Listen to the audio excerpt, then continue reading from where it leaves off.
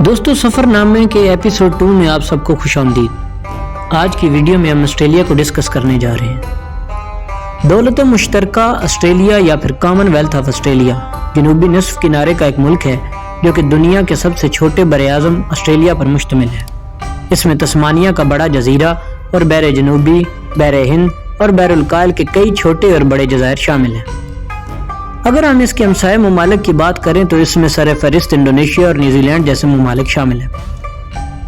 दोस्तों ऑस्ट्रेलिया का मरकजी हिस्सा 42,000 साल से कदीमी ऑस्ट्रेलियन लोगों से चला आ रहा है। शुमाल से आने वाले माहीगीर और यूरोप के मुहिमजों और ताजरों ने 17वीं सदी में इधर आना शुरू कर दिया था, जबकि 1770 में ऑस्ट्रेलिया का मशरकी निस्फ हिस्से पर बरतानिया ने अपना दावा कर दिया, जिसे बाद में 26 जनवरी 1788 में न्यू साउथ वेल्स की कॉलोनी का हिस्सा बना दिया गया। जैसे जैसे आबादी बढ़ती गई और नए इलाके दरियाफ्त होते गए तो 19वीं सदी तक इधर मजीद 6 कॉलोनियां भी बना दी गई। 1 जनवरी 1901 को इन 6 कॉलोनियों ने मिलकर एक फेडरेशन बनाई और इस तरह से दौलत मुश्तरका या फिर कॉमनवेल्थ ऑफ ऑस्ट्रेलिया वजूद में है। दोस्तों फेडरेशन से लेकर अब तक ऑस्ट्रेलिया में मोतदिल जमहूरी सियासी निज़ाम मौजूद है और ये अभी तक दौलत मुश्तरका ही कहलाया जाता है।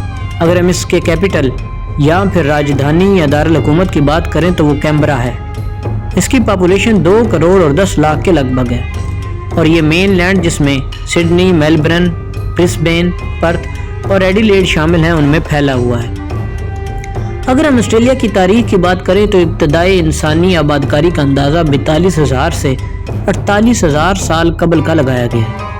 ये लोग मौजूदा दौर को कदीमी ऑस्ट्रेलिया के बशिंदों के अजदाद कहलाए जाते हैं, जो कि जनूब मशरकी एशिया से ज़मीनी रास्ते से इधर पहुंचे थे, जबकि इनकी अक्सरियत में शिकारी लोग शामिल थे। ऑस्ट्रेलिया का मुशाहदा करने वाला पहला गैर मुतनाज़ा यूरोपी हॉलैंड का रहने वाला था, जिसने केप यार्क के जजीरे नुमा के साहिल का मंजर 1606 में देखा था। 17वीं सदी के दौरान हॉलैंड के बशिंदों ने मुकम्मल मगरबी और शुमाली साहिली इलाकों को नक्शे बनाने शुरू कर दिए और इसे न्यू हॉलैंड का नाम दिया, लेकिन आबादकारी की कोई भी कोशिश नहीं की थी।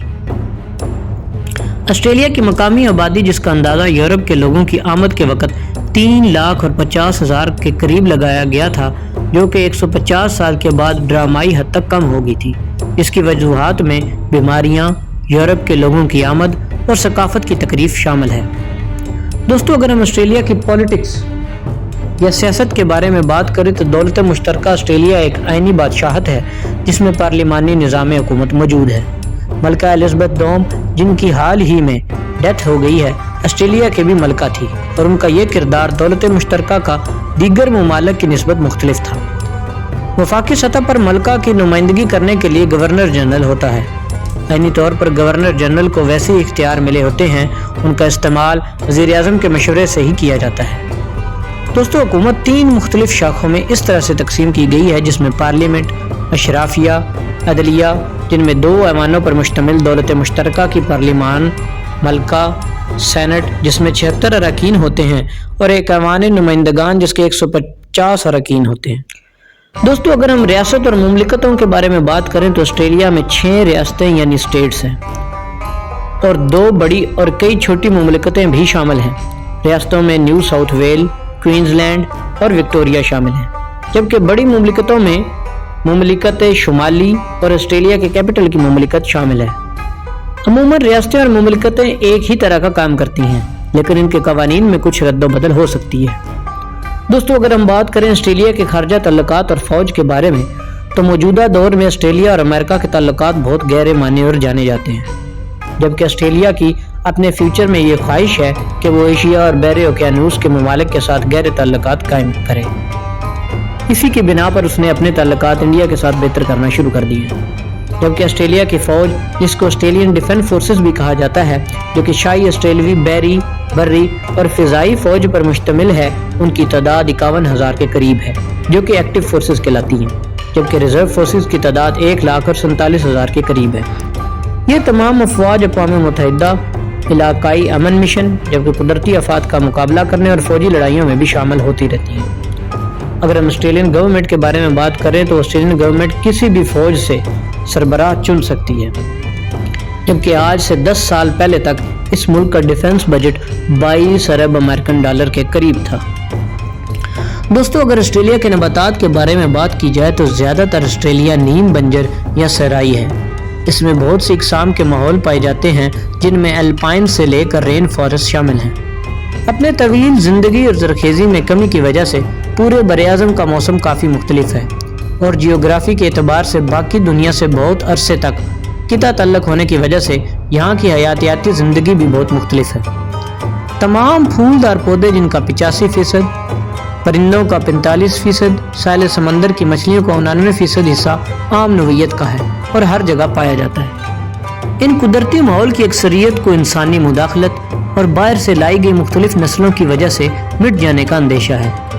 آسٹریلیا لکڑی دار درختوں کی اکثریت سدا بہار ہے اور یہ آگ اور خشک سالی کے عادی ہیں، ان میں سفیدہ شامل ہے۔ اب اگر ہم آسٹریلیا کی اکانومی کی بات کریں تو یہ ایک خوشحال ملک مغربی انداز کی معیشت رکھنے والا ہے، اس لیے یہ ملک دنیا کے امیر ترین کنٹریز میں سے ایک ہے۔ دوستو آسٹریلیا کے اگر پاپولیشن کے بارے میں بات کی جائے تو وہ 2 کروڑ اور 10 لاکھ کے لگ بھگ ہے۔ آسٹریلیا 19ویں اور 20ویں صدی کے آبادکاریوں کی اولادیں ہیں جن کی اکثریت برطانیہ اور آئرلینڈ سے آئی تھی۔ پہلی جنگ عظیم کے خاتمے سے اب تک آسٹریلیا کی آبادی 4 گنا بڑھ چکی ہے۔ اس کی وجہ پرکشش پیکیجز اور اعلیٰ معیار زندگی شامل ہیں۔ دوستو آسٹریلیا میں 5 سے 6 سال تک کے بچے کے لیے سکول جانا لازمی ہے، جبکہ کچھ حصوں میں عمر کی یہ حد 16 اور 17 سال بھی رکھی گئی ہے۔